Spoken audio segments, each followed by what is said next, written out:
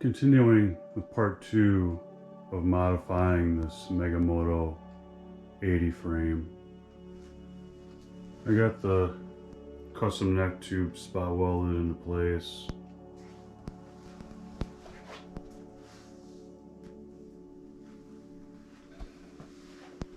So now I'll start looking at getting the rear end set up the way I want it.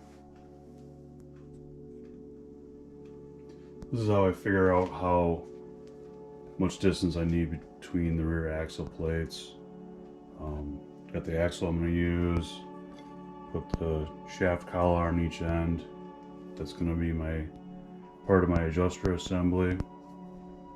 And thread the nut on, full engagement.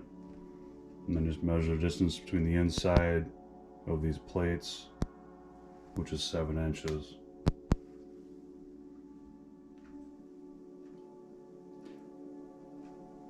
I have the rear axle plates bolted into the frame jig, and you can see the rear frame legs are about a 1/4 inch wider than the location of the axle plates. What I'm gonna do to make this a lot easier is just cut this center tube out, and that'll allow me to squeeze that rear of the frame together and then weld the axle plates in place.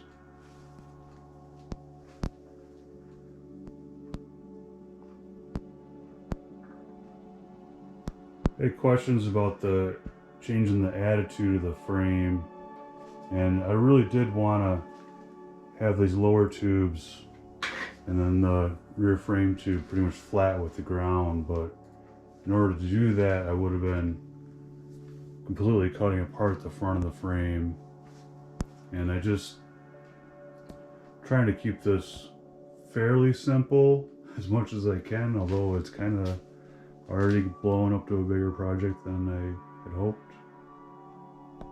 But that's kind of where I'm going with this.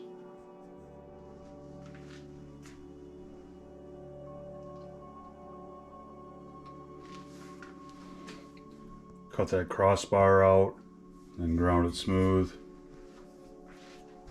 And ground the paint off on the inside of these frame tubes.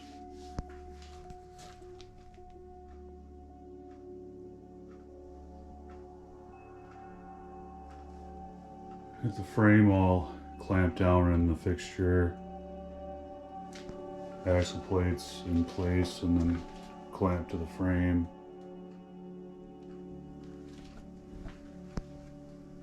Didn't take much to squeeze the frame in to fit the plates after I cut that cross member out.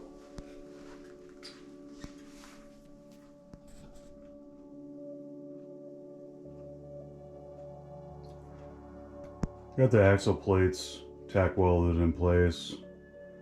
I just wanted to do a mock-up with the front forks and the 12-inch wheels to see what it looks like, see if the stance is right.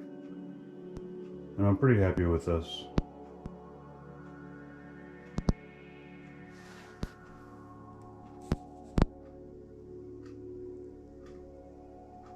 After doing the mock-up with the wheels and the forks, I was happy with the stance. So I went ahead and welded the neck and the axle plates into place.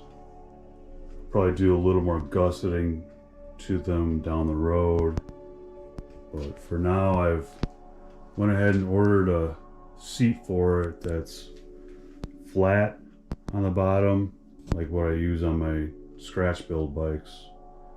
So I'll basically be probably running 2 new tubes across the top of this frame to give me a good stable mounting platform for that once I get the seat.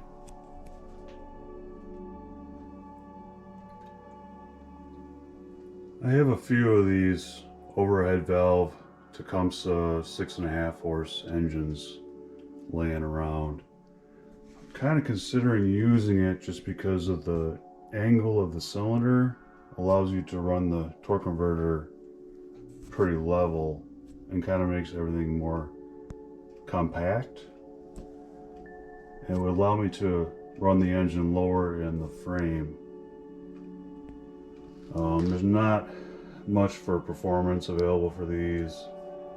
They were used in go-karts for quite a while after Bridge and Stratton stopped supplying engines. So they're not terrible, just not really a rocket ship, I would imagine.